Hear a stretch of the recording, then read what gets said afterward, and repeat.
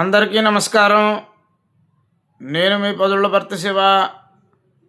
నేటి మోటివేషనల్ పద్యం సుమతీ శతకంలోని అక్కరకు రాని చుట్టము.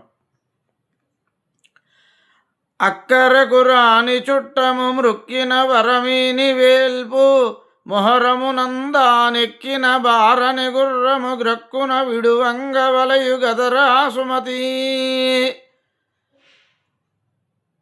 అక్కరకు రాని చుట్టము. చుట్టము అంటే బంధువు, చుట్టుకునేవాడు, అల్లుకునేవాడు.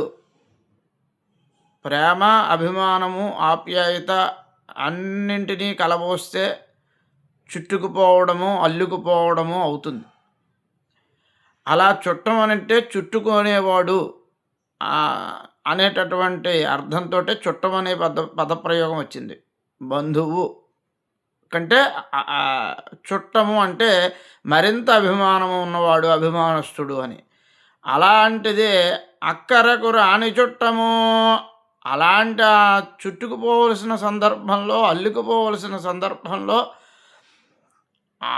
అలా అల్లుకోకపోయినా అలాగా అవసరానికి అక్కును అక్కర అంటే అక్కును చేర్చుకునేవాడు, అంటే ఆలింగనం చేసుకునేవాడు, ఒడిలో ఒదిగిపోయేటటువంటి వాడు, ఊరడించేవాడు, ఊరడింప చేసుకునేవాడు కష్టసుఖాల్లో. అలాంటి చుట్టుకోవలసినటువంటి చుట్టము అక్కరకు రాకపోయినా, అంటే అవసరాల్లో మనం ఆదుకోకపోయినా, అవసరానికి ఉపయోగపడపోయినా, మృక్కిన వరమీని వేల్పు. వేలుపు అంటే ఇక్కడ దేవుడు అని కాదు.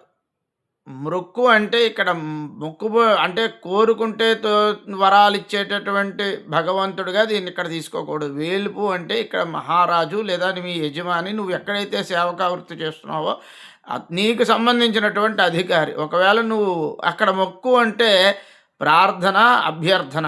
అలా అభ్యర్థించినప్పటికీ కూడా నీ అభ్యర్థనను తిరస్కరించి, అభ్యర్థనను ఆమోదించకుండా వరమీని వేల్పు, నీ యొక్క కోరికను నీకు సమ్మతించకపోయినట్లయితే, నీకు ఆమోదం తెలపకపోయినట్లయితే, మొహరమునందా నెక్కిన బారని గుర్రము. మొహరము అంటే యుద్ధము. యుద్ధ సమయంలో మనకంటే ఉత్సాహంగా ఉండాలి, దౌడు తీయాలి గుర్రాలు. రౌతు కొద్దీ గుర్రం అంటారు. రౌతు ఎంత గొప్పగా మనం తోలుదామన్నా గుర్రంలో సత్తువు లేకుండా గుర్రం వెనకంజ వేస్తుంది అనుకోండి, గుర్రం వెనక్కి లాగి పెడుతుంది అనుకోండి, అటువంటి గుర్రాన్ని వెంటనే విడిచిపెట్టాలి. మొహరమునందా నెక్కిన బారని గుర్రము. యుద్ధంలో ఎక్కితే మనం ధైర్యంగా, మనం ఎలా అయితే ఉన్నామో అది కూడా ధైర్యం, ప్రాణత్యాగానికి, వీరస్వర్గాన్ని పొందడానికి రెడీగా ఉండాలి.